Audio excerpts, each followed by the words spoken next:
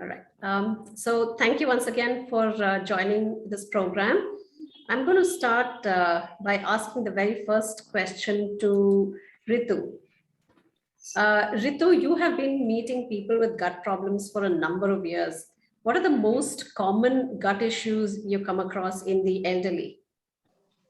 Okay, yeah, Sheila, but do you want me to start sharing my slides as You well? could, yes, please.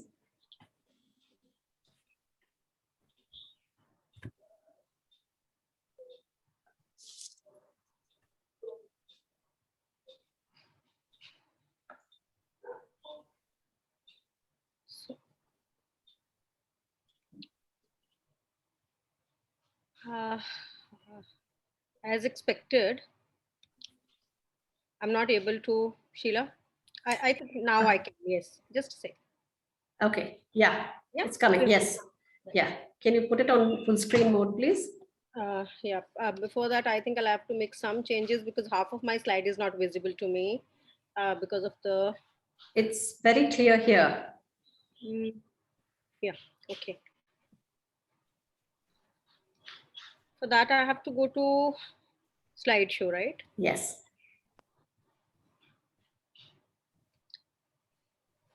Is it okay?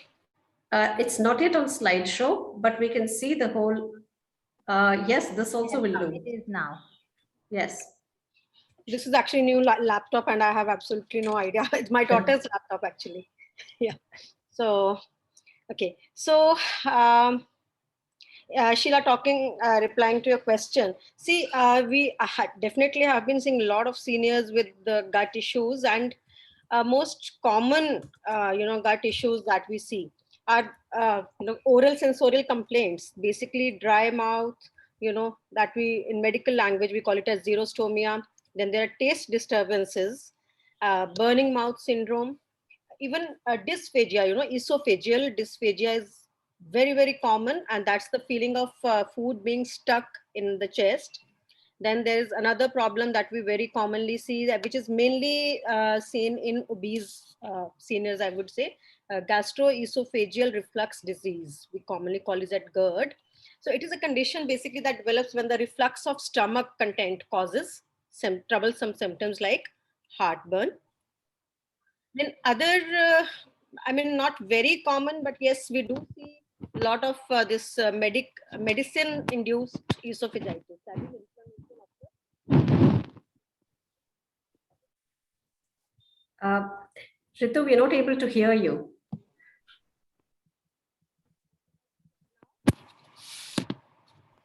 can Yeah. you hear me? Yes. Yes, yeah. And so do you want me to repeat all that? No, just the last point. Yeah. So basically, drug-induced esophagitis is also, I wouldn't say very commonly seen, but yes, it is there. I mean, wherein because of certain drugs that you are on, your esophagus becomes inflamed. And then with age, as we know, we very well know that with age, there is a change in the microbiome or the microbiota of our intestine. And also with the aging gut, there is reduced mucosal protection. So that's the mucosa of the intestine because it has a immunoprotective effect. So that also decreases with age. And then there is decreased gastric blood flow. So all these together, they make us more susceptible to gastric ulcer, gastritis. So we do have seniors with peptic ulcer disease. And I wouldn't say Crohn's disease and ulcerative colitis is very common, but yes, we do see that in seniors. Then IBS, irritable bowel syndrome, and certain metabolic disorders like diabetes mellitus and obesity. So these are the most common gut issues we see. Okay. Many seniors wear dentures. Can mastication still be a problem with the dentures on? And if this is so, what is the solution? Sheila, can I just come back in a minute? There is some work going on. I'll have to tell them to stop using the hammer. I'll just be back. Yeah, sure. Meanwhile, friends, if you have any questions, please feel free to type them in the chat box and we'll take up the questions at the end of the discussion. Thank you. Sorry, guys, I'm back. Yeah. So, yeah, mastication is a very big issue in adults, seniors, I would say. And, what happens is that very commonly, after we do lose teeth, after we start losing them after 50 due to some or the other reason. And in those cases, use of dentures is usually prescribed. And, most common issues that people face with dentures is more so with ill-fitted dentures will be jaw pain, which could, radiate to the neck and even cause headaches. Then another issue with dentures is retention failure. This usually would be when you eat sticky food. Many times, due to sticky food being masticated, uh, we do come across people who say that their denture fell off, and or maybe due to while coughing, there is a dislocation of the denture. So all these are the very common mastication. I mean, issues with uh, dentures. And if the dentures are poorly fit, they can be actually very uncomfortable, and they actually may not really help adequate chewing as they are expected to. And even if dentures are 100% okay, even then, to say that there are 100% similar, I mean, perfect chewing with the uh, denture is not really the right thing, I would say. Because what happens is, I feel that if we know about our, if we, decide to have teeth, I mean, a denture or something in the right time, I think it's better to have implants, because those are more, those are definitely permanent ones. And having a implant is does not actually come with all those issues that we have with the dentures. But yes, for to get an implant, you have to be in a good state of health, because people with uncontrolled diabetes and all, they usually not, dentist will not take you up for such kind of a surgery, because fitting an implant is a surgery in itself. And so but now that we're talking about dentures, right? So if a person has dentures and has issues with chewing, which are pretty common, texture of the food has to be changed. So we have to kind of, give softer fruits, softer foods, and like oats, soups, mashed vegetables, and softest of fruits is something that anyone can manage well. So it's basically the texture of the food which has to be changed if we have mastication issues. Like maybe, if your one wants to have salad, it could be grated rather than whole salad that's being fed to someone with the mastication issues. Okay, great. Thank you for that. Moving on to the next question, Ritu, what are the other oral concerns that seniors face, if there are any? And what are the solutions to ensure adequate nutrition? And before you answer the question, there is a request from one of the members to, briefly explain some of the technical words, the terminologies that you might use, like symptoms and, some of the symptoms and um, some of the difficult words. I think some might want some explanation for that. Yeah. So I think I used some words in the last slide, that is that Yes. xerostomia and all. I'll come to that again. Now that you've asked me about oral concerns, I think I'll be taking all of them again. Okay. I'll. Wonderful. Thank you. And if you think that I've missed out on something, please let me know and I'll explain it, right? Yeah. Okay. Okay. So coming to other oral concerns,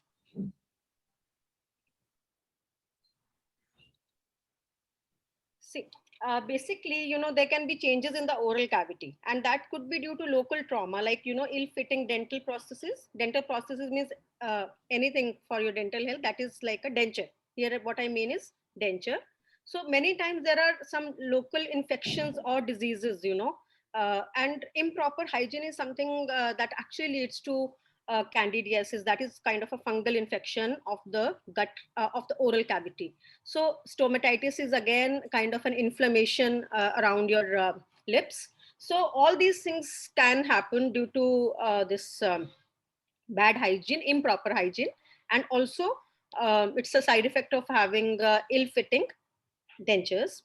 And otherwise, as I just mentioned, that other dental and oral concerns basically are um, I said dry mouth, that I use the word xerostomia for this. And this usually happens because with aging, there is decreased saliva production in the, I mean, it happens naturally with aging. So because of that, the feeling of a dry mouth is a constant dry mouth would be there. Then there is, change in the number and of taste buds and the activity of those taste buds that we have. So that could cause taste disturbances.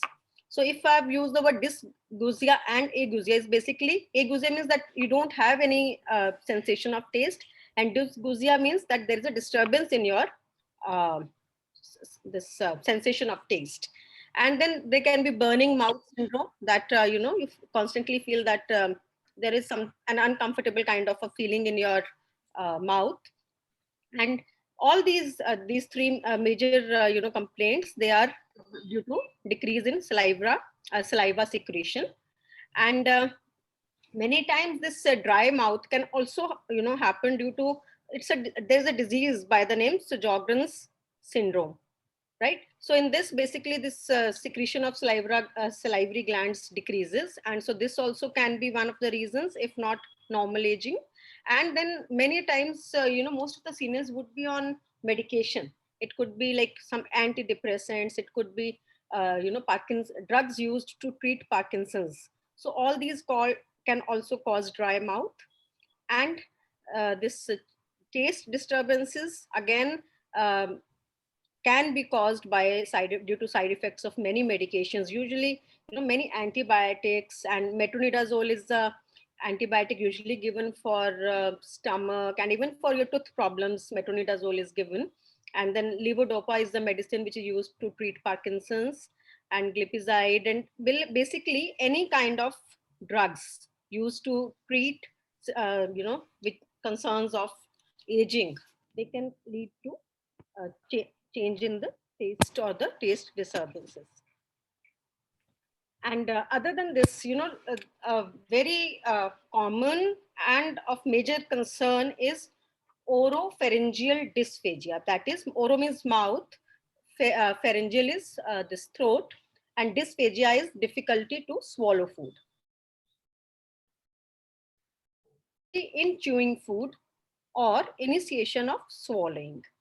And this basically, dry mouth could have is an added feature to this, but it mainly results from the changes which affect the muscles. There is a muscle, neuromuscular, your brain and your muscles, they work together, right?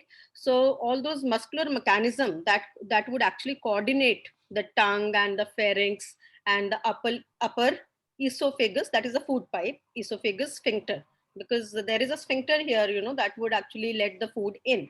So if there is a change in the muscular mechanism related to all these three organs, this dysphagia, that is difficulty to chew, is it's very common.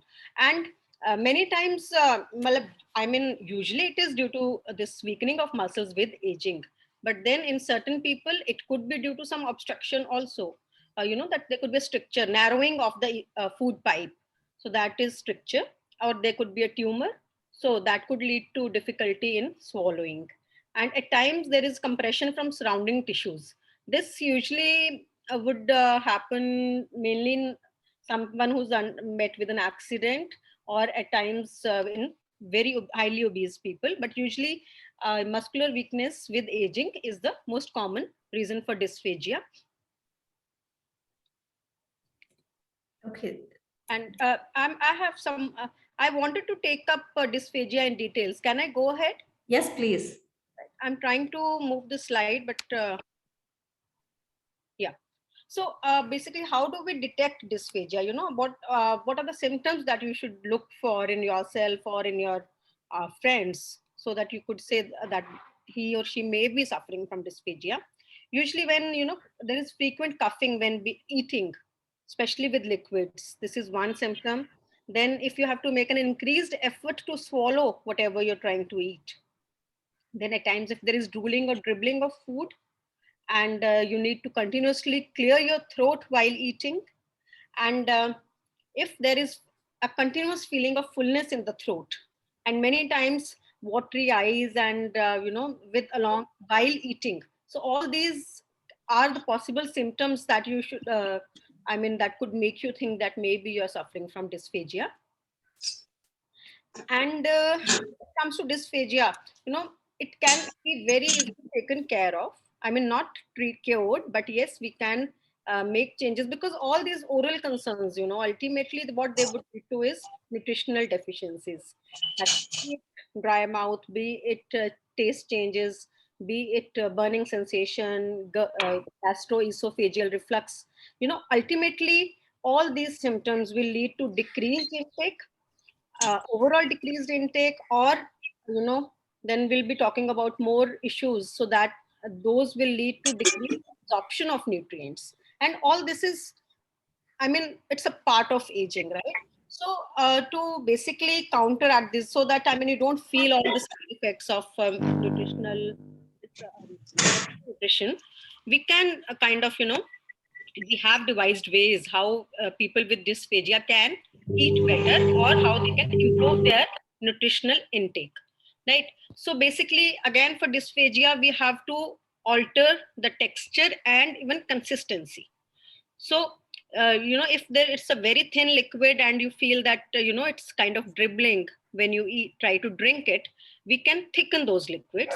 And if it's a thick solid which you are unable to swallow, so those solid foods can be thinned. It can be done by using juices, depending upon what, like suppose if it's a khichdi that you're trying to have and it's turned thick, you could add some more dal soup to it to make it.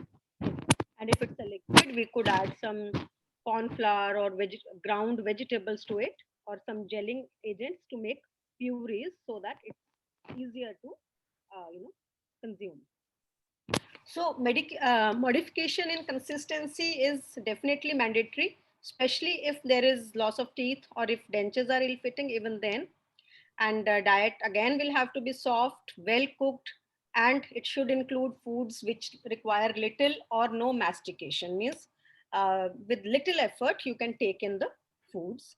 So milk and milk products, soft cooked eggs, tender meats, gruel. Gruel is anything like soft cooked rice or millet or any cereal cooked to a gruel consistency, like thick custard kind of a thing. Soft cooked vegetables, grated salads, fruit juices, soft fruits, stewed fruits. So these are the kind of changes that you can make to the texture and consistency to help people with dysphagia. And another thing, other than changes in the texture, position while eating is also very important. So as far as possible, maintaining a 9 to 90 degree posture while eating or drinking will really help with dysphagia. And eating small frequent meals and eating slowly. And another thing that one could do is eat only one type of food at a time. Many times what happens is that we're trying to sip a liquid along with the solid food. So the solid food might need more time and more mastication than, and obviously the liquid doesn't need any mastication. So um, uh, people with dysphagia, if they mix these kind of foods together in the mouth, it may become an issue at times. So try to eat one kind of food at a time. And of course, we should try to avoid while talking. And so I just, for your information, I mentioned that there are three type of consistencies that we nutritionists usually use. I would name it as nectar thick. Anything that can be eaten with that can be drunk from a cup is something nectar thick. And the honey thick would be something that has to be consumed with a spoon. And pudding thick is something that is more, that is more towards a semi-solid food. So all these, if we do, we can definitely to some extent help people with dysphagia. We can basically improve the nutritional intake despite dysphagia. Thank you for that wonderful, detailed explanation on dysphagia, Ritu. Moving on to sensory perception, to what extent can the sensory perception change in seniors, and what are the causes for this change? And I'm sure this affects the food intake. So, what is your suggestion for that? uh, yeah, see, basically all there is diminished sense of taste, smell, and even there could be impaired hearing and failing vision. So all our sensory perceptions, they change. And this is very common. And some of them would be more, I would say frequent, or they would present earlier in people who have other metabolic disorders like diabetes, or some, some neurological disorders. So those people would have these diminishing sense of perception earlier than any other same counterpart of the same age. So this is but normal that with aging there is a decline in the number of taste buds, and because of the fewer taste buds, definitely interest in food is decreased or lost, because I mean whatever you eat doesn't really, I mean there's no taste to whatever you're eating, right? And with age usually this feeling or the taste of salt declines, whereas for that sweet it may not really change much. And most many of us would be on medications like diuretics. That is, diuretics are the medications which reduce or take out fluid from your body, like people with kidney failure, definite, and even people who have weak heart at times are put on diuretics. And even uh, basically even for liver, be it kidney, be it heart, if you have any kind of the ailments, then some at some other point a diuretic is added to one's treatment plan. And then there would be an altered unpleasant taste throughout the day in your mouth, that would again um, that would really reduce enjoyment of food. And even if the food is tasty, because of that unpleasant taste, I mean if the even if the food is cooked well, but because you cannot perceive that taste, you know you may not actually eat what is required. So secondly, there is we all know that taste and smell, it goes together.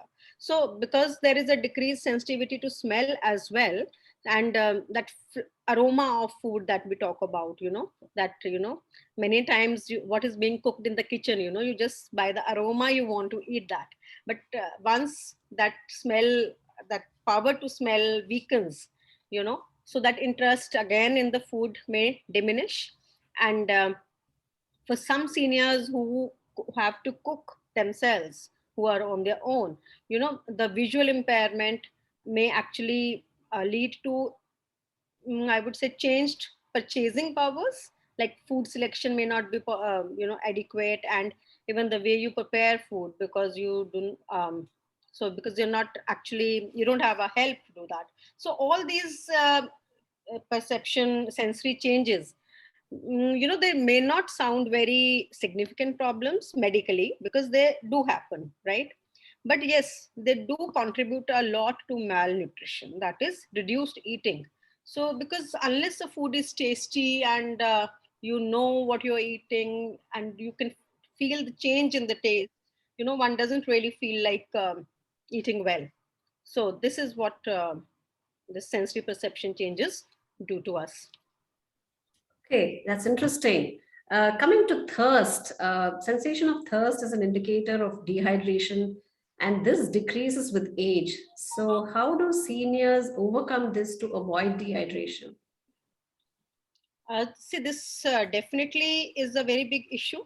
And we know that water is a very, very important nutrient. It's a macronutrient, and perhaps the most important of all the nutrients, because it is through water that we, all the nutrition, vitamins, minerals, whatever we consume, that's carried throughout our body through blood. And it also helps maintain body temperature. In fact, water is ranked second only to oxygen as the most important nutrient for our body. And even mild dehydration, it can lead to even mood changes, other than slowing down your metabolism and leading to reduced energy and strength. And this is something I've experienced myself. Just one day I just ended up somehow, due to some or the other reason, I did not drink enough water, and in another 2 or 3 hours I had severe headache, and the only treatment that I did take was have 2 glasses of water, and I was okay. So this is what a lack of water or thirst can do to us. So dehydration is, uh, I mean, assessing dehydration is very important, because, by the time you realize that you are thirsty, you could already be dehydrated. So we have to identify the reasons why, when hydration can happen. So most common things to look for is when there is fever, there is vomiting, diarrhea, when you have been out in heat for long. And then there can be certain medications which cause hydration problems, which can cause dehydration, like diuretics I mentioned. So diuretics basically are given to take out fluid from your body when your normal functions are not enough to take that out, right? When you are in fluid overload. But what if there is over medication, or maybe because you are not in a indoor facility, you did not actually need that medication that day, but you ended up taking because it was mentioned in your prescription slip. So, and also because there is a decreased sense of thirst many times, when you're sitting in an air conditioned environment, you actually don't feel thirsty. But this doesn't really mean that you don't need water, or that you are not you don't need any hydration. And many of us, not even in the scene, not only in the seniors, there is at times self-imposed restriction, because there is you are working at a place, or you are at a place where there are not clean toilets available, or you have the mere fact कि उठ के जाना पड़ेगा toilet के लिए या लू. So there are so many people who would avoid drinking water. But then this is something that we actually should never do, because dehydration can be very risky, you know so other than those diseased conditions which I mentioned, which um, make us more, I would say, prone to dehydration, some common symptoms would be like, dry, sticky mouth, and increased thirst. If it's there, you have to know that it's dehydration. If there is decreased urine output, if you feel that your urine is very concentrated and thick, and that there is not enough volume of urine that you've been passing, it could mean dehydration. And dehydration would even show on your skin. Poor skin turgor means that if you press it and it doesn't really come back um, spontaneously, this could be a sign of dehydration. And headache, as I said, fatigue, then constipation, lightheadedness, and confusion. So all these and abnormal vital signs. Basically, if you check your BP with dehydration, you may have a decreased BP. So all these are symptoms or signs of dehydration. And as I already mentioned, that dehydration is something that can even be fatal. So that is something we should never take lightly. Um, yeah, we should not. And dehydration will very commonly lead to even UTIs, urinary tract infections. So that is again, and in seniors, if UTIs happen, it becomes at times very difficult to treat, and that um, uncomfortable feeling of passing urine every half an hour, and UTIs can present with a lot of stomach ache also. So it's definitely not a good thing to have UTI. So I think for that also, staying hydrated is very important. Okay, I hope all of you have a glass of water next to you and are sipping it right now, especially after listening to what dehydration can do to us. Is there a reduction in the secretion of gastric juices in older adults, Ritu? And if yes, how does it affect the digestion process? Yeah. See, there is definitely a decreased secretion of enzymes and gastric juices in adults, seniors, I would say. So, because it's again a normal process that happens, that's how God has made us. So, with advancing age, secretion of most digestive enzymes, and digestive juices, it declines. If you start from mouth, our mouth has saliva, and that has an enzyme that we call as salivary amylase, and that helps in digestion of carbohydrates. So now that is reduced. Again, our stomach has hydrochloric acid, and then it has another enzyme by the name pepsin, and that pepsin helps digest proteins. There is decreased production of both of these. Then the next step, when we go to when the food goes to the small intestine, the next place where enzymes are secreted will be from pancreas and from liver. So liver has to secrete bile so that fat is digested, and pancreatic juice has pancreatic enzymes like lipase, and that lipase is the enzyme which will help us to digest fat. So there is a decrease in all these enzymes. So be it protein, carbohydrate, fat, all metabolisms are affected. So because of this decreased secretion, there will either be decreased digestion, I mean, you're eating, but you're not able to get, because that's not going to get digested properly. So you may not get all the desired nutrients from that very food that you're eating. Or secondly, it may require a longer time. So, I mean, again, even if it requires a longer time for digestion, that means we're not getting the required nutrition at the required time. So this absorption and utilization of proteins, fats, carbohydrates, and many other nutrients will be adversely affected with this decreased secretion of gastric juices. Yeah, so yes, you the next slide is going to be talking about constipation, and this seems to worry a lot of seniors. In fact, I already see questions coming up on constipation in the chat box. What are the likely causes and remedies for this?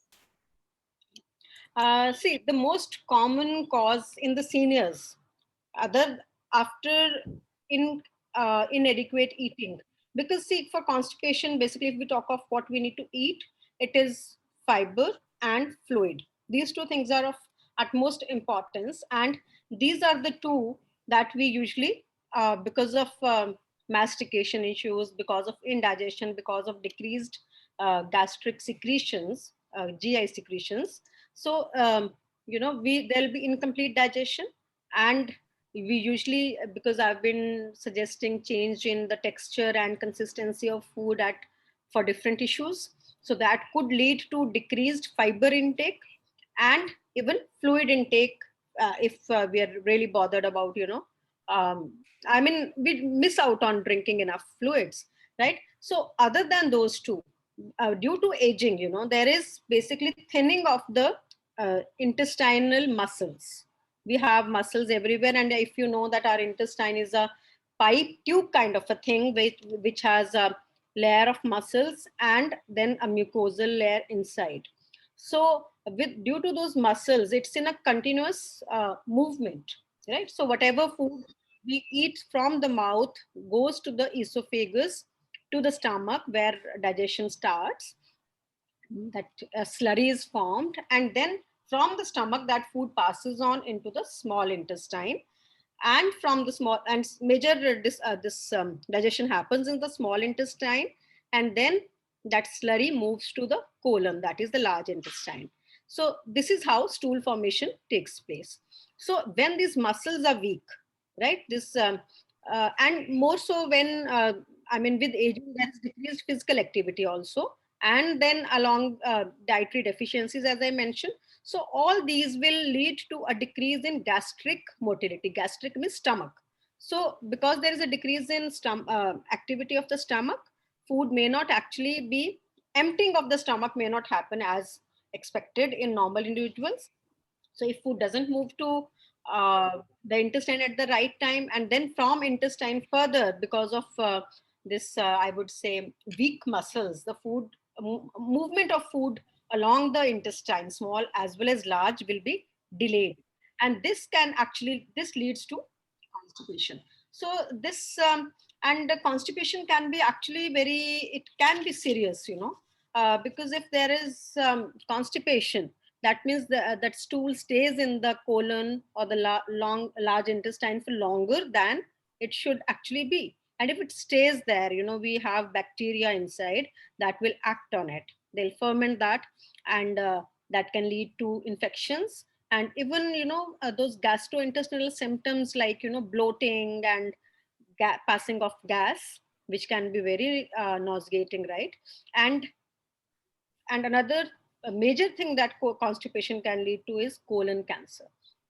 So all these factors together, weakening of muscles, weakening of gastric muscles, intestinal muscles, along with impaired eating, so all these will together lead to constipation. And as a I mean, to treat constipation, basically increasing fiber and fluid in the diet is important. But since I've been telling that most of the seniors could have issues with their mastication or dysphagia, or swallowing issues, so many times adding a lot of fiber through regular food may not be possible. So in that case, even soluble fiber, and we have some preparations of isabgol husk is a very commonly used soluble fiber, and we even have other preparations, and soluble fiber is also available in regular foods, like oats and all are very good sources of soluble fiber. So these dietary modifications can be done to ease out on constipation. Okay, I hope that answers some of the questions that seem to worry some of the seniors. Coming to the second last question, is gastroparesis common in the elderly and does it affect a person's appetite? Is there a nutritional solution to this problem, Ritu? Uh, yeah, sorry. I really don't know what did I do. You just have to move to the next slide, I think. Can you see my slides? Yes. Okay, just a sec. Actually, yeah, I can too, but yeah. Almost an year of doing webinars, but I still am not very confident of using this. Something goes wrong while sharing slides and all that. Okay, so yeah, gastroparesis, so it's a very, it is common. I wouldn't say it's very common, but yes, it is common, and it's a progressive disorder, that has a long-term course with no specific cure. There is no cure as such for gastroparesis. It's just that we can make some changes to our lifestyle and eating pattern to undo the issues created by gastroparesis. So it's again a motility dysfunction. So because as I said that our stomach would churn the food and then that food would go further to the small intestine. But if due to certain reasons can be many, some medicine or due to aging, if this motility, gastric motility has reduced, that means food will not pass be passed on to the small intestine at as it should be in a normal individual. So this is something can cause nutritional issues because your food is not going to the next level where it has to be digested, right? So we have and secondly, because there will always be a feeling of fullness because of that, because that feeling of satiety comes from the stomach. When your stomach is full, you feel that you are not hungry, right? So if that food doesn't go to the next step, that is small intestine, that uncomfortable feeling of fullness will always be there. And secondly, nutritional deficiency, because obviously unless the food moves on to the next step, next part of our intestine GI system, it cannot be absorbed. So there is medication and several dietary modifications that we can do. But gastroparesis is usually seen more in people with diabetes, because with diabetes there is a lot of nerve damage, right? So that diabetic gastroparesis is more common.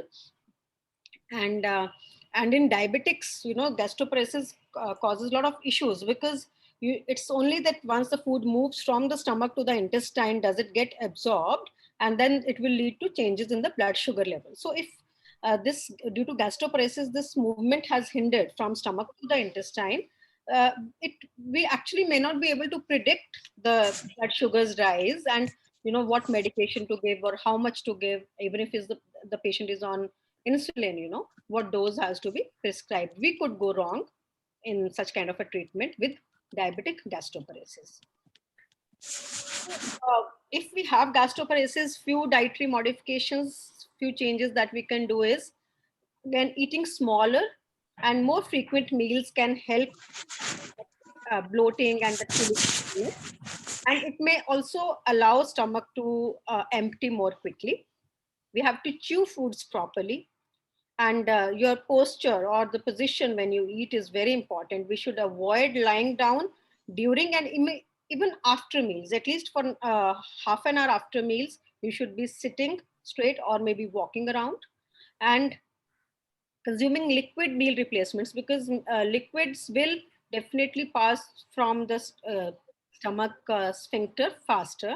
So in case we have severe gastroparesis and we feel that through regular food we are not able to eat enough, liquid meal replacements, because they will come loaded with protein and nutrients that we all need, right? And too much of fibrous fruit and vegetable may have to be avoided, though it is good for health, but it may have to be avoided with gastroparesis. And or maybe foods could be pureed in such a way that I mean, it's that movement from stomach to intestine becomes faster. And usually very high fat foods, they take longer for digestion and they stay in stomach for longer. So we need to cut down on fat when it comes to gastroparesis. And small amounts of fluid, though we usually say that never have water with the meals, have it half an hour after and half an hour before. But in gastroparesis, especially when you are on a solid diet, trying to swallow solid diet, you know uh, drinking small amounts of water or some good fluids like buttermilk and soups and all along with food, they would help to make a thinner slurry in the stomach, which could move ahead faster. And this gentle exercise after meals, usually a light walk, this will help you with symptoms of reflux. So it will make this passage easier. So, and usually it's seen that smoking and alcohol, and even consuming fizzy drinks along with meals, it can worsen condition this gastroparesis. So these are the things we must avoid. Okay, very quickly, one last question from my end. What are the dietary changes you would recommend for seniors with fatty liver? And if you can answer this quickly, because there are a lot of questions for you, Ritu, from the audience. Okay. Somehow what goes wrong with my slides? I really don't know. Okay, so meanwhile, Maybe we can just move on. Maybe it's going back. I don't know why, but yeah. So when it comes to NAFLD, I would basically fatty liver, right? So fatty liver is usually seen in obese people, but yes, it's also common in people who are not obese, right? So that is known as lean fatty liver and obese or overweight fatty liver. But first thing that we need to do with fatty liver is that we have to aim at weight loss. But yes, that weight loss has to be gradual. We do not expect to treat people by sudden weight loss, like going in for any kind of drastic dietary modifications that you end up losing 5 or 6 kgs a day, a week, a month, I mean, right? So that is really not indicated. So we have to cut down on our caloric intake in such a manner that we lose about 2 kgs of weight in a month. And for lean people, we really don't need to take them up for a weight loss. But yes, change in the eating pattern has to be done. Usual weight loss diets, that any dietitian prescribe, is not very low in carbohydrate, but yes, it's definitely low in fat. But it's been seen that for treatment of fatty liver, a Mediterranean eating pattern. A Mediterranean eating pattern does better. So basically, what does it mean? That we cut down more on carbohydrates, because with fatty liver, there's a lot of insulin resistance in our body. So cutting down on carbohydrates, because carbohydrates need insulin, right? So cutting down on carbohydrates helps. And we should include enough protein to regenerate the liver. And of course, maybe we can go slightly higher on fat, but we have to ensure that the fat intake that we consume should be good quality fat. So as I mentioned, the whatever carbohydrates, low carbohydrate, up to not more than 40% calories should come from carbohydrates. And for that, we have to, carbohydrates can come from sugars also, but we definitely do not allow any sugars or processed foods, because high fructose content in the diet is one major reason implicated for happening of fatty liver. So all those sugared beverages, fruit juices, uh, like fruity and all, there's sugar sweetened beverages. So all those, they're very high on the fructose content. So processed foods and sugars are a big no. Whole grains and pulses, because they're a good source of carbohydrates, they have to be included. And when I said that good quality fat means omega-3 fatty acids should be included in our diet. I think there's another slide that will talk about the sources of omega-3. And then monounsaturated fatty acids, again, there's another slide, good quality oils like mustard oil, uh, rice bran oil. You could even use canola oil if available. Then increased intake of fiber, lean chicken, fish, egg should be included. And you should dot on more fruits and vegetables along with physical activity. And for fatty liver, any kind of physical activity does help. Now, I mean, it could be aerobic exercise or even strength building, yeah, resistance exercises. Both are equally effective. Great. Okay. Can we move to the questions from the audience now, if that's okay with you, Ritu? Yeah, definitely. Okay, so can we end the slide share, please? Because yeah, questions are just pouring in. And so let me thank Ritu before moving on to the audience questions. That was a lot of very good explanation and very useful information. Thank you so much for that, Ritu. Now moving to the questions. Wow. Okay, let me begin from the top. Why GERD? Bulchand's question is, why does GERD problem with seniors? Why GERD problem? I think what he means is, why do seniors have GERD problem and what are the solutions? And I think you have kind of explained it. Would you like to add anything to it? So basically, as I already said, that GERD is a common, it's basically that weakening of muscles of the sphincter, right? So we have a sphincter here, pharyngeal. So whatever food is there in the esophagus, I mean, if that doesn't really stay there and that feeling of food coming back to your mouth is there, so that is GERD basically. And so it's all if it's not due to certain medications, it's a normal process of aging that leads to weakening of the sphincter muscles. And as a treatment, as I said, that we have to take small frequent meals and all those some like posture, I mean, and even that do not lie down immediately after eating and take small frequent meals. Do not include here, I mean, do not include too many liquids in your meal, because otherwise a very thin liquids, they tend to move out of, return back to your mouth through that impaired functioning of sphincter. And this is what you need to do, and a light walk after meals, so that you ensure that the food goes to the next organ in the system. Great, thank you. Nalini's question is, give some solutions for reflux you've just mentioned, but acidity, hyperacidity. See, for one thing, hyperacidity is very, I would say, like gastritis or acidity is a very, very individual thing, right? So other than the usual thing, most common, I would say, culprits for causing hyperacidity, one is improper meal timings. If you are not you do not have fixed meal timings, that can lead to hyperacidity. And if you have too much of spices in your diet, that can also lead to. So these are two things which are very common, and most of the people, I mean, this is similar, same symptom in most. But other than that, acidity is very, very individual. So it's like you have to kind of judge what are the foods that trouble you. You have to maintain a food diary, that what did you eat last, and you had that hyperacidity after that. So, and you have to avoid that food, because there are people who get acidity with milk, but then there are people who get relieved after consuming milk. So it's very much individual. Other than spices and fixed meal timings, you have to judge for yourself. Yeah, very well said. Thank you, Ritu. Again, another question from Nalini. How good is millet? Millets are really very good. Millets are, I would say, see, too many benefits with millets. For one thing, they are naturally organic, right? They do not need any pesticides. Then they are actually storehouses of nutrients. They have a lot of nutrition, a lot of fiber, and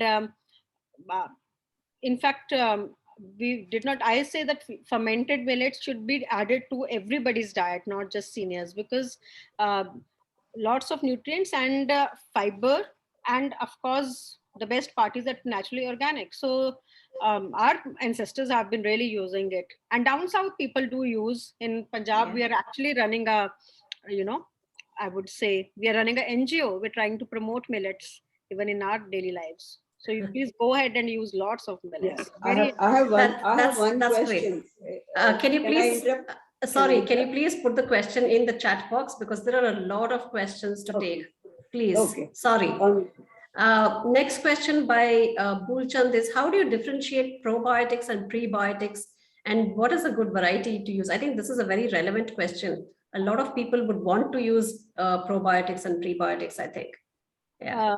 I wish I had quickly gone through those slides. I have one on pre and probiotics. As I say, basically, prebiotic is the fiber, right? So that is the fiber. Basically, I'll first talk about probiotics. So probiotics are the bacteria, basically bacteria containing foods or the bacteria which are good for your gut, right? Gut friendly bacteria. And prebiotics are the fibers or the foods that act as diet for those healthy bacteria. So any kind of fermented food will be a probiotic, right? And prebiotic is fiber. So all fruits and vegetables and cereals, grains, they will all at some or the other point of time act as prebiotics. So if there is enough fiber in your diet, you don't really have to worry about adding prebiotic to your diet. And to add enough probiotics, eat a lot of curd, buttermilk, all kind of fermented foods, fermented millets for that matter, and kombucha, miso, tempeh. There's so many, and down south you eat a lot of idli, dosa, and uttapam. So that's all fermented. So that's a way of adding probiotics to your diet. There are preparations available in the market, but I really don't think that if you can actually eat through your regular foods, there is no need to add a, take probiotics as a prescription drug, because there are many capsules and all. They may have a very, you really don't need that much of that higher dose, right? And there are certain probiotic drinks available in the market, but they come loaded with sugar. So I really wonder how much benefit would they actually provide. So I think try to stick to natural foods, and if at all there is a need, you let your physician prescribe you a probiotic. Okay, Uma Pai's question is there some filling which can be used like a cement in between? Because it's irritating when you eat, the food gets stuck and we have to use DentaStick every time. This is probably a dentist question to the dentist. So Uma, I would suggest that you ask this question to your dentist and maybe he or she will give you the right answer. There's another question, is use of soy and oats in the market good for seniors? Yes, definitely. See, soy is a very good source of protein, and soy also has a lot of isoflavones, and it can even act as a female hormone. Its structure is very similar to this isoflavone structure is very similar to female hormones. So it's all goodness. So, and soy is available in a variety of forms. You should definitely add soy to your diet.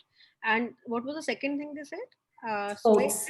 Oats, yes. And oats is a very, very good source of soluble fiber. One cereal which has a huge amount of soluble fiber, which I said was good for your gastroparesis, good for your soluble fiber is a prebiotic.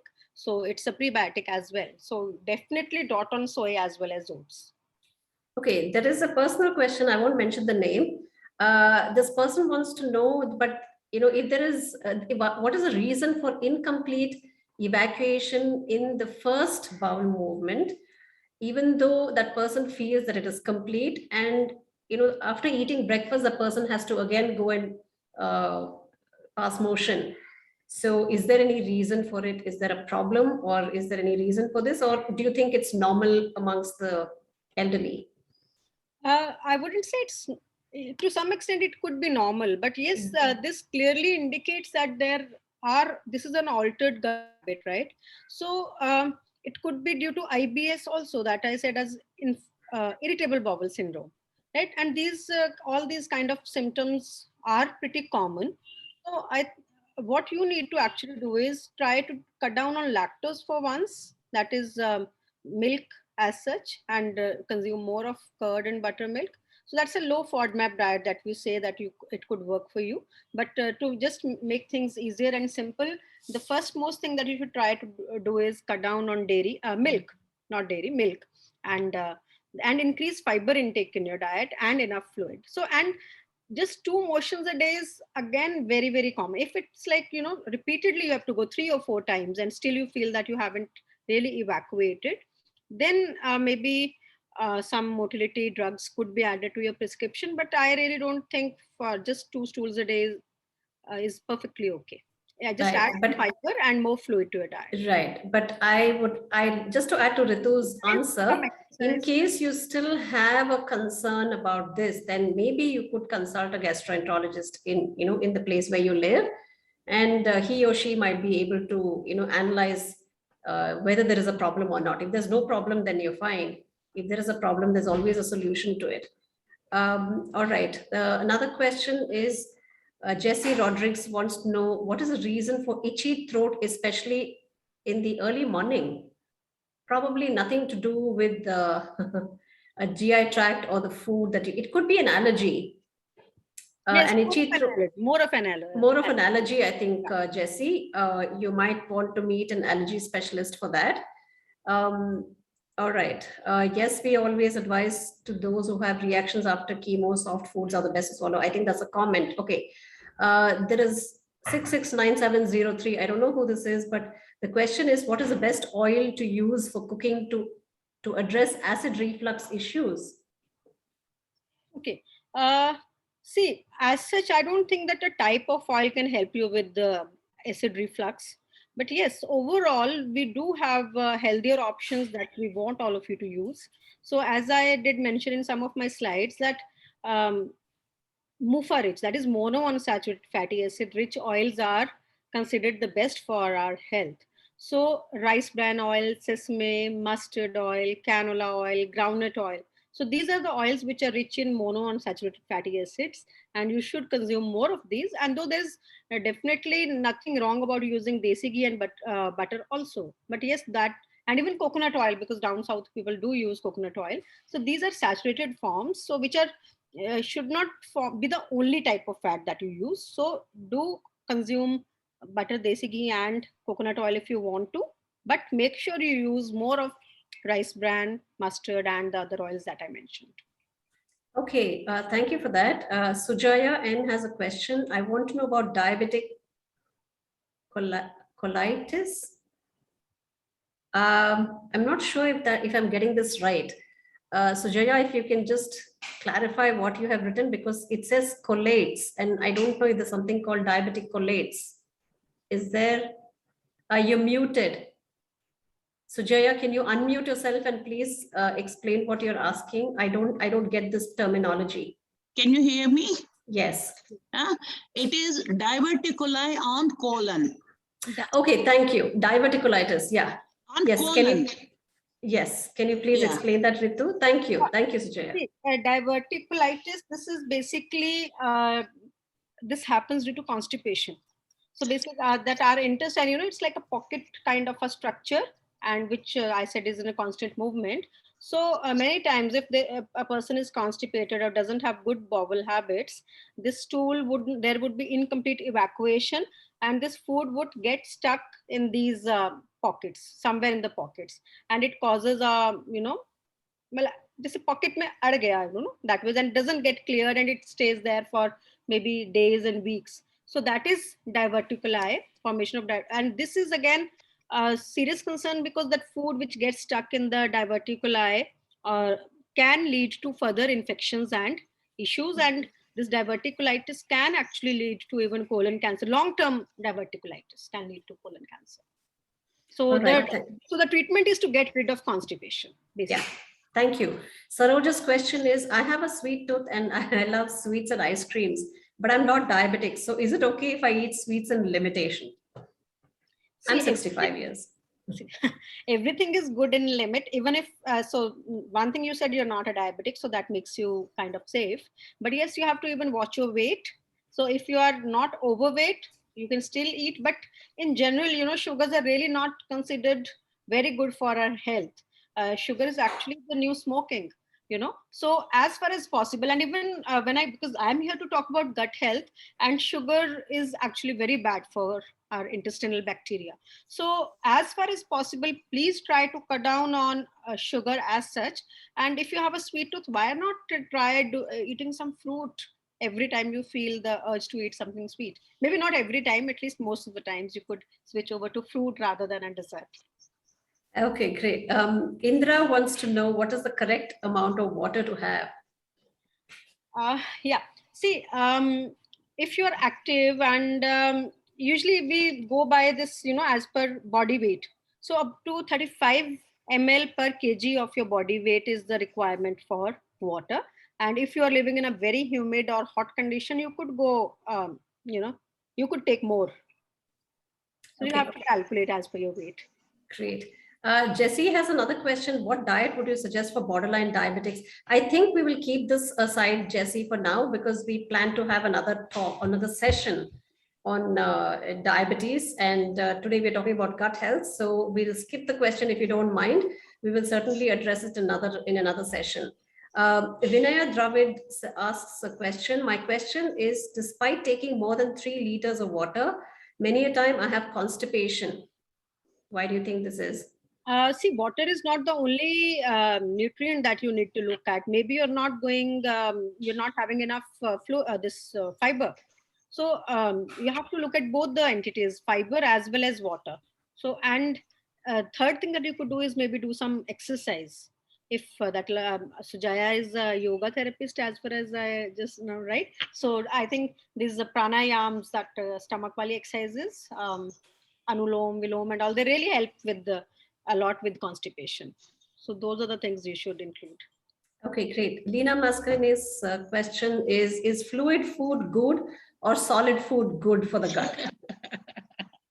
Be it solid or this fluid, as long as it's food with the right nutrients, it's okay. I mean, it's just that due to certain, I mean, it would actually depend on what you like to eat and what your system allows you to eat. Because if you have a lot of issues with mastication and dysphagia, then maybe you have no option but to stick to more fluid and liquid food. And if there are no such issues, and if you have a liking for solid food, that's equally good. As long as the food is nutritious, it contains the right amount of nutrients, the right kind of nutrients that you need, any food is good. Okay, Rama Ramchandran has a question. Could Ritu please, diverticulitis again. I think Ritu has already talked about it. Rama, I hope you got the answer to your question. Veena Barua's question is it okay to use Isabgol regularly? Yeah, see, isabgol is a natural soluble fiber and supposed to be non-habit forming. So I see no reason why you should not if you need it. But not just out of fun or just for the heck of it, I don't think, because if you can eat otherwise, eat a lot of salads, eat a lot of vegetables and fruits with the peel on, include whole grains, whole pulses, that is the other sources of fiber, then I mean, maybe you don't really need to take isabgol as such. Try to do the other things. And if you have issues taking fiber otherwise, then of course, isabgol is a very good option. Thank you. Mavis has a question. How can IBS be handled through food? I think you kind of answered that question, but would you like to add anything, Ritu? Yeah, see, IBS isn't a very simple thing to be handled, I would say. If first most thing that I would anytime like to tell a patient with IBS is to give up on lactose. So that is milk. So you cut down on milk and consume only buttermilk or curd, and even paneer does well, cottage cheese. So if that doesn't really help, then you may have to go in for a low FODMAP diet. And there are too many things in that. Actually, I don't think I'll be able to take them up here. So basically an elimination diet that you need for IBS. You have to give up those things which we think are annoying, and after your symptoms subside, then after kind of, gradually you have to reintroduce those things to see exactly what the culprit was. So this is how it goes. Okay, I'm looking at the time. Dipti, there are another 4 or 5 questions. Do you think we should finish them off, or do we need to end now? You're muted, Dipti. I was saying it depends on the doctor if she has time. Ritu, another 4 or 5 questions. Do you think we can finish? Yeah, I'll take them up quickly. Okay, all right. Okay, what's the next one? Is it okay? There are 2 questions on complex carbohydrates. So one is it okay to have dal and vegetables and avoid chapati and rice? The other one is complex carbs like pulses and beans replacing rice, chapati, and paratha. Is it a good idea? 2 have asked similar questions. See, when you talk of this rice and beans, they're not just a source of carbs. They even come loaded with protein. Whereas if it's pulses, right? Pulses come loaded with protein and carbs. Whereas if it's cereals like maybe chapati and rice, the major source of carbohydrate. So though we do say that diet has to be balanced, there is absolutely no harm in reducing. In fact, I warned that, especially even for NAFLD, I said that cutting down on carbs is important and taking a higher protein, and especially with increasing age, your protein requirements are more. So there is no harm in cutting down on this cereals and increasing intake of pulses. Okay, excellent. So there again, two questions on oils. One is coconut oil good for cooking? And I think it's yes. Another one is how would you rate olive oil? Arun Malhotra's question. How would you rate olive oil as compared to sunflower, coconut, and other oils available in the local market? I rate olive oil as very, very, maybe it's the number one oil available, right? But yes, when it comes to olive oil, there is a variety of olive oils available. So, it's extra virgin, simple olive oil, olive pomace oil. So it's basically all these differentiations have been made on the basis of the source from where that olive oil has been extracted. So extra virgin olive oil is definitely the best possible oil on this earth as of now, right? But then there are some issues with it. That means it has a very low smoking point. So to derive maximum benefits, secondly, it's very expensive, right? And so to derive maximum benefits out of olive oil, you should try to use it cold. It's definitely very good source of omega-3 fatty acids also, and richest source of monounsaturated fatty acids. So definitely if you can afford to use olive oil in your diet, it is very healthy. And but make sure you do not heat it. But otherwise, like, Sasta, Sundar and Tikau, I would say is others. How you mentioned sunflower oil. See, sunflower oil at one point of time, we did say it was good because it has a lot of polyunsaturated fatty acid. But it has, when I talked about omega-3, there is another entity by the name omega-6. So sunflower oil is rich in omega-6, and as per latest research, we have to try to cut down on omega-6 containing foods in our diet and lay more stress on omega-3. So from that point of view, I say that sunflower oil is definitely not a very good, it's no comparison to olive oil. Yes. Okay, another question from Mavis. Is eating fruit at the end of the meal bad for digestion? Not at all. What makes it bad? No. Okay, good. That was a quick answer. Geeta Menon's question, how much sugar is okay per day for a person who has no diabetes? There are no cutoffs, right? Whatever you can handle is otherwise okay. But as I would stick to what I said, sugar is really not good for health. So eat only whatever you cannot do without. Only that much. Okay, great. Last question. Jackfruit and tapioca have been advised. What's your take as jackfruit flour or tapioca flour for rotis?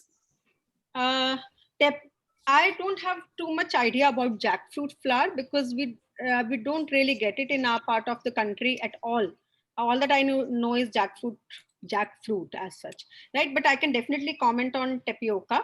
So tapioca is a high carb, very, very high carb flour. So I really wouldn't recommend using tapioca flour for chapatis, using maybe whole wheat or millet flours, or having a mixed flour with oats and other cereals is definitely a better choice than tapioca.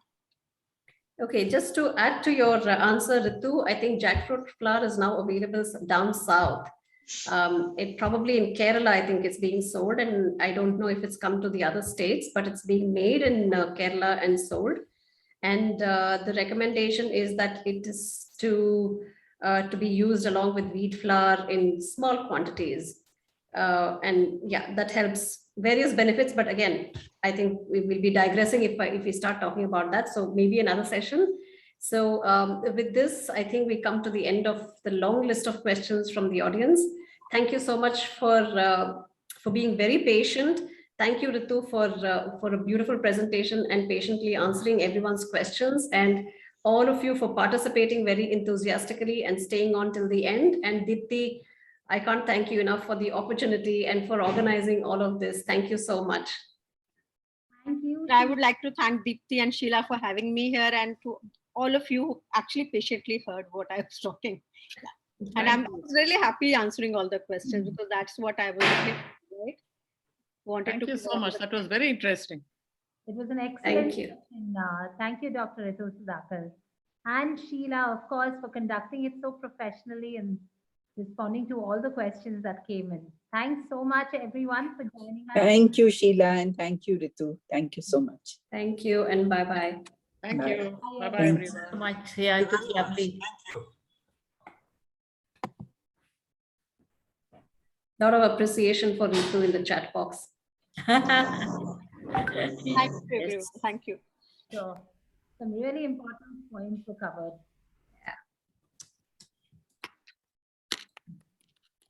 Should I end the session? Yes, please. All right.